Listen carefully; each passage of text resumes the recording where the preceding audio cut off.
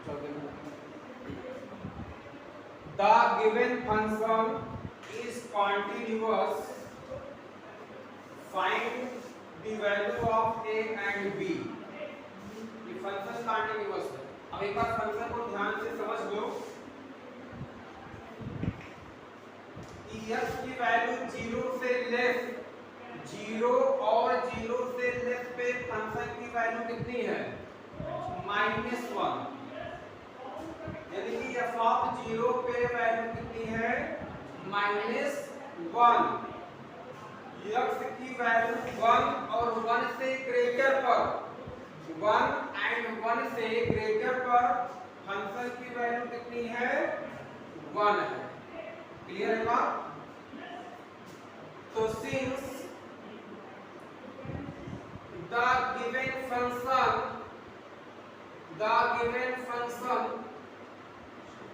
is continuous,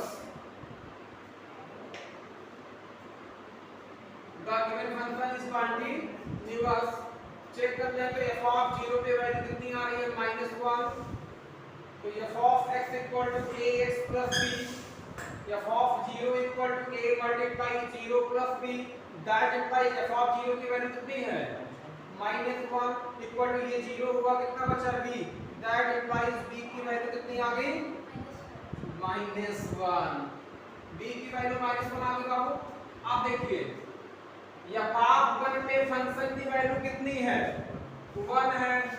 तो f of x equal to ax plus b है ना। f of 1 equal to a multiply 1 plus b, f of 1 की value 1 equal to a और b की value कितनी आई है? -1।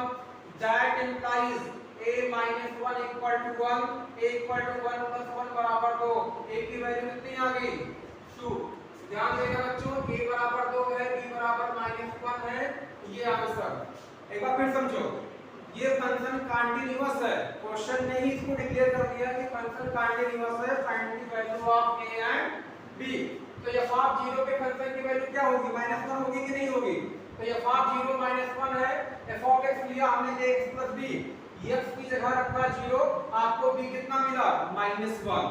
अगेन f ऑफ 1 पे फंक्शन कितना आया है? 1। f ऑफ 1 पे फंक्शन आपको मिला 1, f ऑफ x लिया आपने ax प्लस b, यहां 1 रखा a माइनस b, b की वैल्यू कितनी है? -1। तो 1 equal to a minus 1, a minus 1 equal to 1, a बराबर 1 प्लस 1 बराबर 2। आंसर। अगर फंक्शन कंटीन्यूअस है और a b चेक करना है तो ये चीज है, देखो यहाँ पे इक्वल लगा हुआ है, मतलब f ऑफ 0 पे फंक्शन कितना है? -1। अगर इक्वल ना लगा होता तो f ऑफ 0 पे -1 हम नहीं कह सकते थे। ये इक्वल की जो साइन है ना, यही सारा मसला हल कर दिया। एक ये इक्वल की साइन और ये इक्वल की साइन, क्योंकि हमें दो वैल्यू मिल गया। f ऑफ 0 पे -1, तो एक बार फंक्शन लेके हमने f ऑफ 0 पे निकाला तो एक b की वैल्यू -1 मिला। इसके बाद f ऑफ 1 लिया तो हमें क्या मिला? 1 मिला। और फंक्शन लेके जब 1 की वैल्यू पुट किया तो हमें 1 बराबर 2 मिल गया। क्लियर?